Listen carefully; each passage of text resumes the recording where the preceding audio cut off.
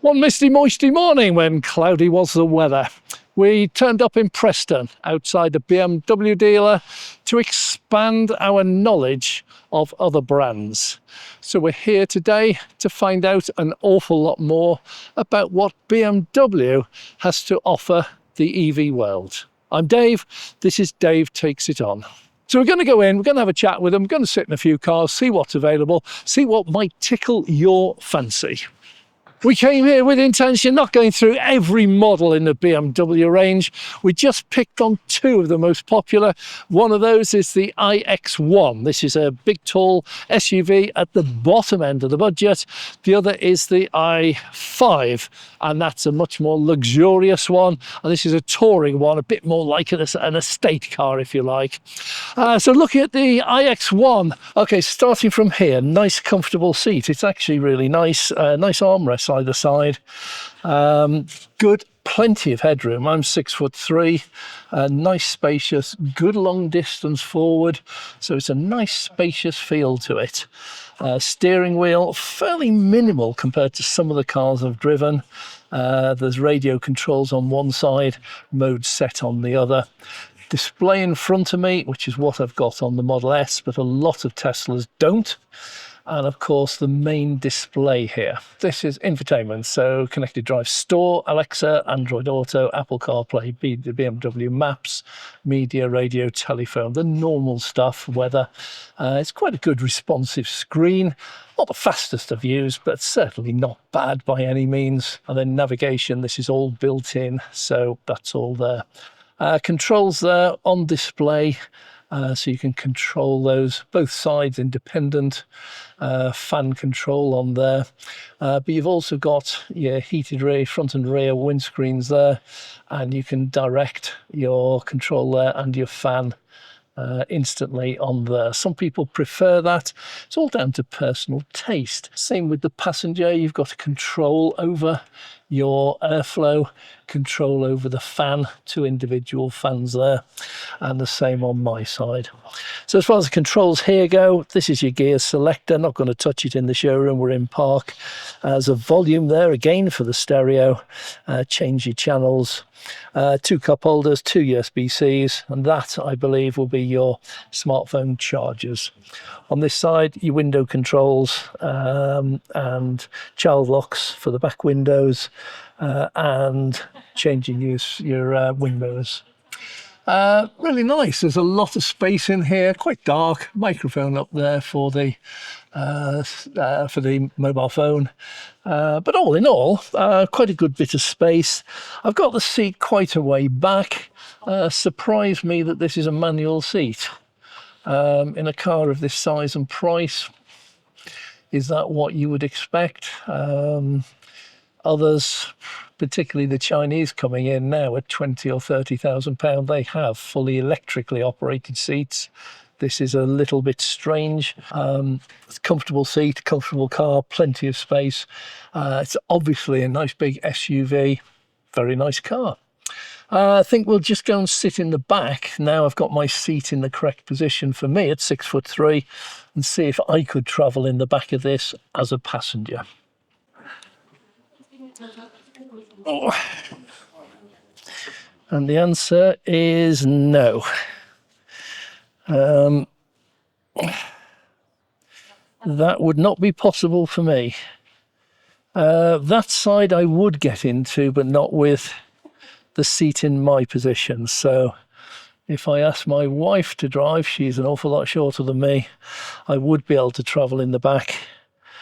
Jonas, it's no good asking him, he's filming at the moment, but even if he wasn't and I took over the filming, he's 6 foot something, so Jonas would struggle to get in. There is an indent in the seat there, but that really doesn't help. So this is not a car for 4 adults, and that is a surprise to me.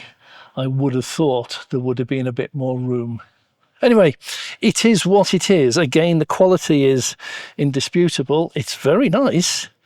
But that, for me, if you had grown-up children, certainly teenagers, yeah, unless the main driver is very much shorter than me, this is not a car for a driver who is anything like 6 foot or above. And again, it's a fabulous sized boot, and this is what you come to expect in an EV. But here, I think this is at the expense of the rear seats. And I'm not a structural engineer, but if those seats came back another 6 inches, you'd still have a very usable boot space, but a lot more space in the back. Good cables, tidy underneath, little pockets at the side. Very usable boot space. I'm not going to fold everything down. There'll be a huge amount of space, and we'll put up a table at the end with all the dimensions. But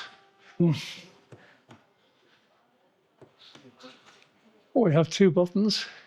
It appears to be manual. Yep, no resistance. We moved on from there. We moved up a price bracket into the £70,000 price range, the i5, and this was the Tourer. I think it was 71,000. We'll put the prices up separately for you. And this was a different kettle of fish altogether. Very much bigger car, very much sleeker. I could look over the roof on this one. Beautifully made, lovely quality car. Once again, when I sat in it, instantly noticed everything's electric now. The controls were on the seat. You could get the seat adjusted. I didn't find as many controls. I find it more difficult to get the seat into the perfect position. Bit of a niggle, but I did get a position that I found comfortable in the end. Anyway, once in it, it is very nice, very comfortable. But the one I sat in, it was a black car, black headlining, tinted windows. It was a very dark car inside, but amazingly comfortable. So first thing we notice here, this is a much more expensive car than some of the ones we've seen today. And consequently, we've got a slider here, which indicates you get an awful lot more options, whether we want them or not. So that's part of the value for the money. Oh, seat comfort. Can we do anything here? Seat climate control, seat warning, seat operating tips. No, it doesn't give me any more options, but there are some climate controls. We can change the heating in the seats, get a few options that way. So that's very good. We should also be able to get infotainment here, Apple CarPlay, as always, Alexa, Android Auto, and then the vehicle itself, charging. So a few more options again. AC charging, 6 amps limit. That's interesting because a lot of the charger, the AC chargers, are now more than 6 amps. The portable chargers that you can get hold of are now rated at 10 amps, whereas this one seems to limit you for 6 amps. Not good or bad, it's just a factor with this. Charging target. You can unlock your charging cable from here. Precondition the battery. Useful feature, thank you. It's handily available. You can just set it DC charging at low temperatures, set it for DC charging as well. Plug and charge. That's something we've noticed on Ionity chargers. This will accept automatic payments at supported charging stations. So there's a lot of useful features going into this one now. Fan loudness. Interesting. Location-based charging settings. So there's an awful lot more going into this one, which you would think you would get with a price tag like this. Controls very similar. You get the controls on screen. You also get your manual controls for the passengers, the driver, and also your window controls. Again, fairly minimal. I know recently I hired a BMW 520 Sport, and the steering wheel was absolutely festooned with buttons, knobs, dialers, switches, sliders, the lot. This has gone back to a much more minimal approach. You don't really need a lot. You control your radio, you control your indicators, your adaptive cruise control and the like, and that's pretty much all you need on this one, plus your telephone So this is a much better system. So now I've got the seat. I believe this is as far back as it will go. So I'm now going to do the backseat test for my kiddies, my teenage kiddies, if only I had some. So where's my handle? There it is. Okay, first thing I do notice, I have sat in a few BMWs today, and this I have to say is the easiest one to get into. And although this is a higher price range than some of the others I've sat in, this is by far the easiest one with the most legroom. One thing I do notice, I can't get my feet under the seat. There's plenty of legroom. There's a cutout back in the seat, but I can't. I literally have 2 inches before my feet, my toes are touching there and my heels are touching back there. Now, I am unfortunately blessed with size 14 shoes. And that does give a slight problem, but I could travel in this, and certainly teenage children with smaller feet than mine would not have a problem. So I'm hoping in a car of this price, yes, we get fully motorized. So, oh, massive boot. That's a big, well, I'm not saying a big surprise. That's a big boot. We have the little pockets at the side, as always. That's a lovely size boot. There's a good cover over it. Yeah, not a parcel shelf as such, it's a parcel cover. Okay, if that's an initiative test, I have failed it. Ah, you tilt it up. Oh, and 2-stage.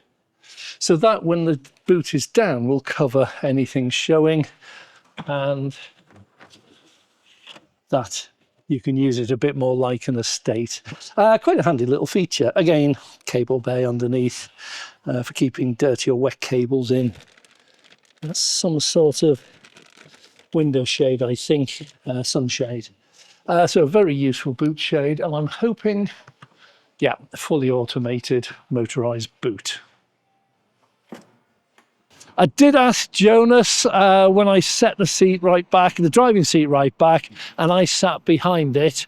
I don't normally sit behind my driving seat when I'm driving, so you know what I mean. But I did ask Jonas when I was sitting in the back seat whether he thought I had more or less leg room in this one than when he sits in my car in the back, and he said he thought that a BMW had slightly more leg room, but he doesn't often sit behind me. He leaves that to his wife, who is shorter than him. Quite logical. So my overall impression is they're superb quality cars. You'd not go wrong with any of them, as long as you do check, if you are a tall driver, that they do meet your needs for the back passengers in the back with their particular legroom and space availability. The quality is absolutely, without doubt, really good quality.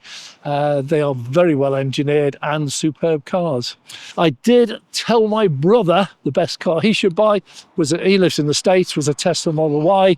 He went and bought a BMW iX4 40 or 50, I can't remember which it was. It was twice the price. He loves it to bits. He'd never go back and even consider a Tesla when that one comes out to lease. Horses for courses. Get what car's right for you. Maybe use some of my information and my findings to guide you along the way, but you choose what is right for you.